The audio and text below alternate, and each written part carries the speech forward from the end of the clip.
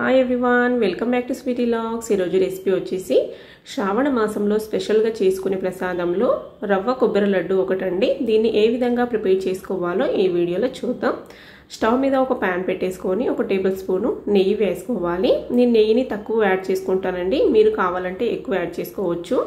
ఇక్కడ మీరు కావాల్సినన్ని తీసుకోవచ్చు.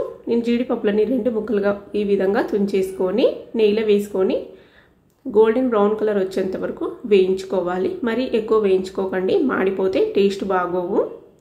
చూడండి, ఈ విధంగా ఫ్రై అయితే సరిపోతుంది. ఇప్పుడు ఒక బౌల్లోకి తీసేసుకుందాం. ఇప్పుడు ఇందులోనే ఇంకొక టేబుల్ స్పూన్ నెయ్యి యాడ్ చేసుకొని 2 కప్పుల దాకా సూజీ రవ్వని యాడ్ చేసుకోవాలి. నేను మీడియంగా తీసుకున్నానండి, మరీ ఎక్కువ ఫుల్గా తీసుకోలేదు, 2 కప్పులు. ఇప్పుడు ఈ నెయ్యిలో ఈ రవ్వని బాగా మిక్స్ చేసుకుంటూ, ఉండలు లేకుండా బాగా మిక్స్ చేసుకుంటూ ఫ్రై చేసుకోవాలి. సిమ్ టు మీడియం ఫ్లేమ్లో పెట్టుకోవాలండి, హై ఫ్లేమ్లో అస్సలు పెట్టుకోవద్దు. రవ్వ కనుక మాడిపోయిందంటే ఫ్లేవర్ బాగోదు, అలాగే టేస్ట్ కూడా బాగోదు. మనము 7-8 నిమిషాల పాటు బాగా సిమ్ టు మీడియం ఫ్లేమ్లోనే ఈ విధంగా బాగా ఫ్రై చేసుకున్నామంటే పాల పౌడర్ లాగా బాగా స్మూత్గా వచ్చేస్తుందండి. ఈ విధంగా ఫ్రై చేసుకున్న తర్వాత ఇప్పుడు ఇందులోకి నేను ఇక్కడ 1 కప్పు దాకా ఎండు కొబ్బరి తురుముని యాడ్ చేసుకుంటున్నా.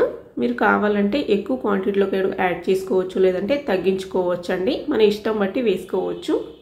దీన్ని కూడా బాగా రవ్వలో మిక్స్ అయ్యేలాగా మిక్స్ చేసుకుంటూ 3 నుంచి 4 నిమిషాల దాకా బాగా ఫ్రై చేసుకోవాలి. ఈ కొబ్బరిలో ఉన్న ఆయిల్ కంటెంట్ అంతా రవ్వలోకి వచ్చేసి బాగా సాఫ్ట్గా వచ్చేస్తుంది. ఇప్పుడు ఇందులోకి 1 కప్పు దాకా షుగర్ని యాడ్ చేసుకుంటున్నా.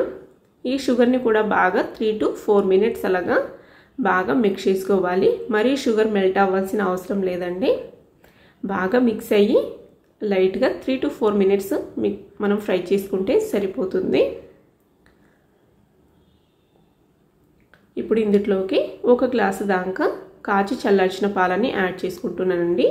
అన్నీ ఒకేసారి యాడ్ చేసుకోకుండా కొన్ని యాడ్ చేసుకోవాలి. 1 గ్లాస్ అంటే 1 కప్పు అవుతాయండి. 2 కప్పుల సూజీ రవ్వకి 1 కప్పు పాలు అన్నట్టు. అన్నీ ఒకేసారి యాడ్ చేసుకున్నామంటే షుగర్ వేసి ఉంటాం కదా, షుగర్ మెల్ట్ అయ్యి మరీ పల్చగా అయిపోతుంది పిండి మొత్తం.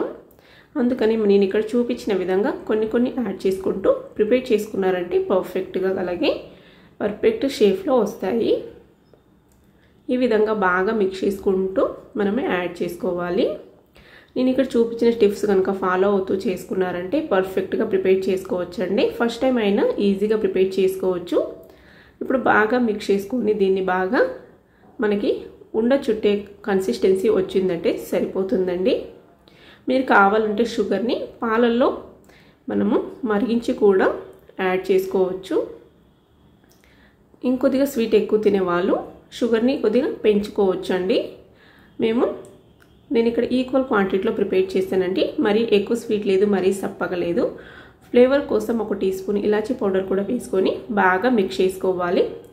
చూడండి, ఈ విధంగా ఉండ కన్సిస్టెన్సీ వచ్చేసిందంటే సరిపోతుంది. ఇప్పుడు స్టవ్ ఆఫ్ చేసేసుకొని ఒక మిక్సింగ్ బౌల్లోకి యాడ్ చేసుకోవాలి. శ్రావణ మాసంలో అమ్మవారికి చేసే ప్రసాదంలో ఇది ఒకటి స్పెషల్ అండి. ఈ రెసిపీ కనుక మీకు కనుక నచ్చినట్లయితే తప్పకుండా లైక్ చేసి ఇలాంటి ఎన్నో రెసిపీస్ కోసం మా ఛానల్ని సబ్స్క్రైబ్ చేసుకోండి. ఈ విధంగా మనము ఉండలు చుట్టుకోవాలండి. మనం పైన ఇలాగా జీడిపప్పును పెట్టేసి ఈ విధంగా ఉండలు చుట్టేసుకున్నామంటే చూడడానికి కూడా కలర్ఫుల్గా ఉంటాయి, అలాగే టేస్ట్ కూడా చాలా బాగుంటాయండి. మనము నెయ్యిలో వేయించుంటాం కదా జీడిపప్పులు, టేస్ట్ అయితే చాలా బాగుంటాయి. అలాగే ఉండలు కూడా మనము వారం రోజుల దాకా నిల్వ ఉంచుకోవచ్చండి, గట్టి పడకుండా సాఫ్ట్గా చాలా బాగుంటాయి.